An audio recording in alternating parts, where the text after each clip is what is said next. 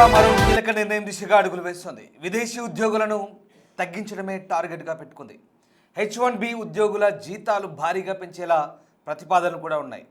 అమల్లోకి వస్తే $14,000 పెరిగే ఛాన్స్ ఉంది. కానీ ప్రస్తుతం అమెరికన్ విదేశీ ఉద్యోగుల జీతాల మధ్య భారీ వ్యత్యాసం ఉంది.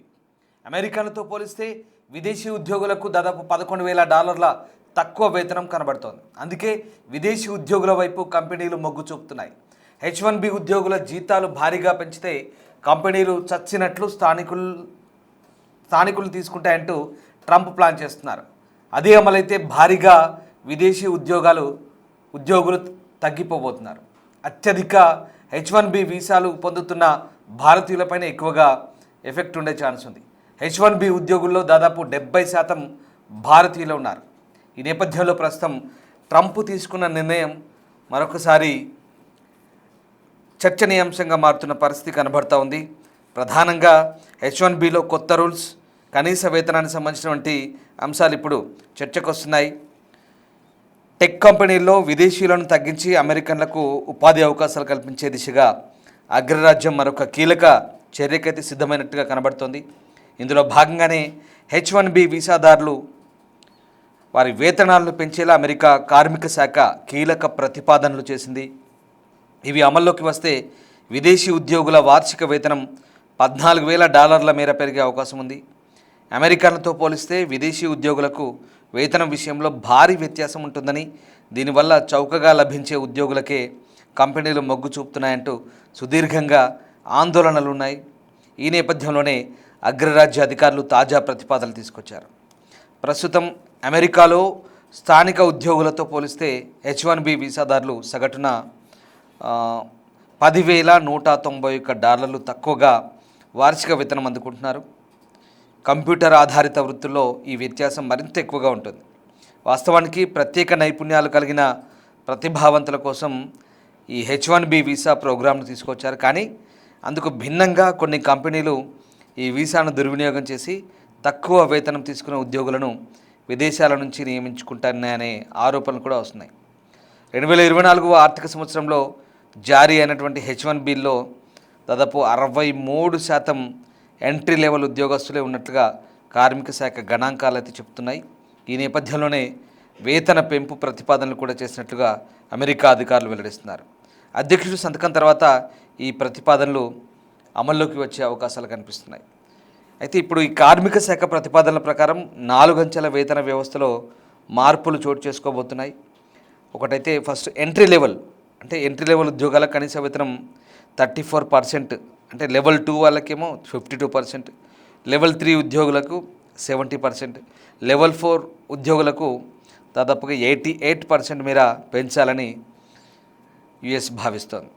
సో అగ్రరాజ్యం ఇలాంటి ప్రతిపాదనతో ఉంది. సో ఈ ప్రతిపాదనతో H1B వీసాదారుల సగటు వార్షిక వేతనం అంటే యాన్యువల్ శాలరీ దాదాపుగా $14,000 మేర పెరిగే అవకాశం ఉన్నట్టుగా కనిపిస్తుంది.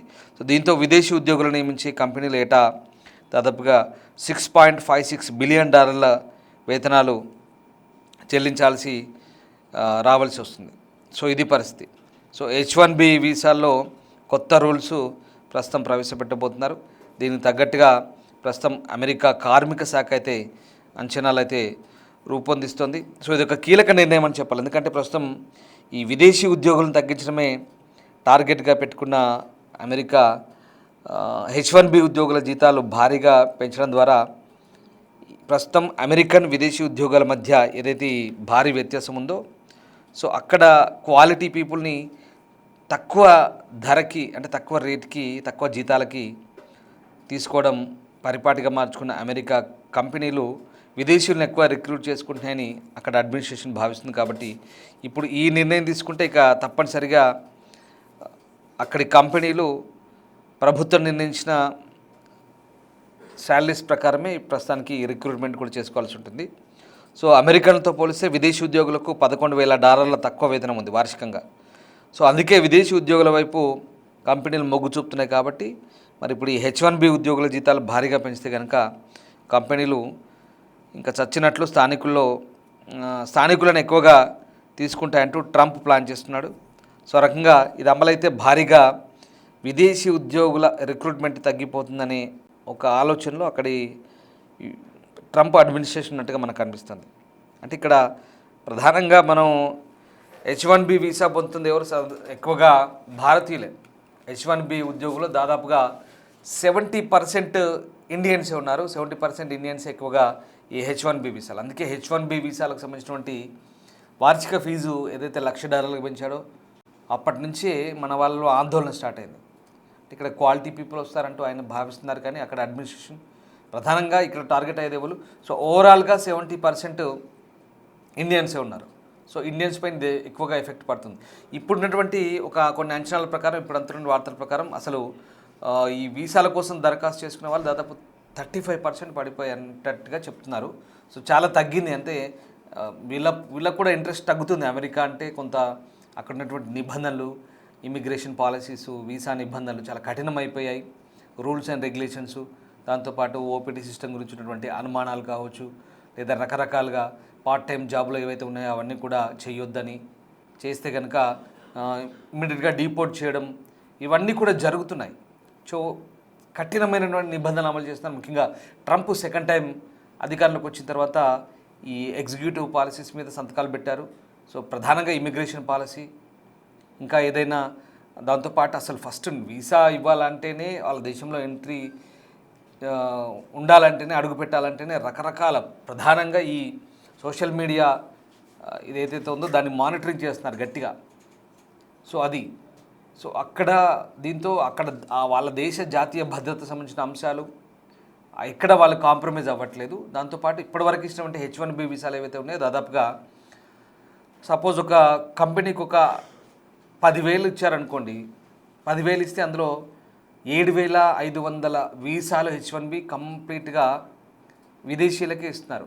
ఇండియన్స్కి లేదా ఫిలిప్పైన్స్ వాళ్ళకో, చైనీస్కో, రకరకాలుగా ఇలా ఇచ్చుకుంటూ పోతున్నారు, కొరియన్స్కో. సో ఇది వాళ్ళ అబ్జర్వేషన్లో తేలింది ఎక్కువగా, అక్కడ అడ్మినిస్ట్రేషన్ అబ్జర్వేషన్లో. దాంతో స్థానికులకు అసలు ఉద్యోగాలు లేవనేది వాళ్ళకి అర్థమైపోయింది. దాంతోపాటు ఎందుకు మరి ఇక్కడ బయట నుంచి తీసుకుంటున్నారంటే, ముఖ్యంగా భారత్ లాంటి దేశం నుంచి ఎందుకు తీసుకుంటున్నారంటే తక్కువగా వస్తున్నారు, తక్కువ జీతాలకు అక్కడ పనిచేయడానికి మొగ్గు చూపుతున్నారు వీళ్ళు. సో దాంతో ఆ కంపెనీలు అలా తక్కువ జీతాలకు వచ్చే వీళ్ళని ఎక్కువగా రిక్రూట్ చేసుకుంటూ స్థానికులకి ఉపాధి అవకాశాలు దెబ్బతీస్తున్నాయనేది అక్కడ ప్రభుత్వ వాదన, వాళ్ళ అక్కడ ఉన్నటువంటి వాళ్ళ పరిశీలన కూడా. సో దాన్ని బట్టి వాళ్ళు ఇప్పుడు నిర్ణయాన్ని కంప్లీట్గా మార్చుకుంటున్నారు. సో వాళ్ళలోనే వాళ్ళ దగ్గర ఉన్నటువంటి ప్రజల్ని, వాళ్ళ దగ్గర ఉన్నటువంటి ఎవరైతే నిపుణులను తయారు చేసేందుకు చదువుకున్న వాళ్ళని, గ్రాడ్యుయేట్లని, వాళ్ళని ఎక్స్పర్ట్స్గా తయారు చేసేందుకు కొంత టైం పట్టవచ్చు. కానీ ఆలోపు ఈ రకమైన ప్రాసెస్ ఉంటే కనుక ఖచ్చితంగా ఇది వాళ్ళ స్థానికులకు ఉద్యోగాలు పెరిగే ఛాన్స్ ఉందన్నట్టుగా చెప్తున్నారు. దానికి ఇప్పుడు ఈ జీతాల పెంపు అనేది ప్రధానంగా కారణం కాబోతుంది. సో ఆ రకంగా జీతాల పెంపు అంశం అయితే ప్రస్తుతం అమెరికన్లకి కలిసి వచ్చే అవకాశం ఉందని అక్కడ అడ్మినిస్ట్రేషన్ భావిస్తుంది. కాబట్టి ఈ కీలక నిర్ణయం తీసుకున్నట్టుగా తెలుస్తుంది. బట్ ఇక్కడ ప్రస్తుతం భారతీయుల విషయంలో మరి ఆ కంపెనీలు అంత అమౌంట్ చెల్లించి తీసుకుంటాయా ఏంటి అనేది మాత్రం ఆలోచించాల్సిందే.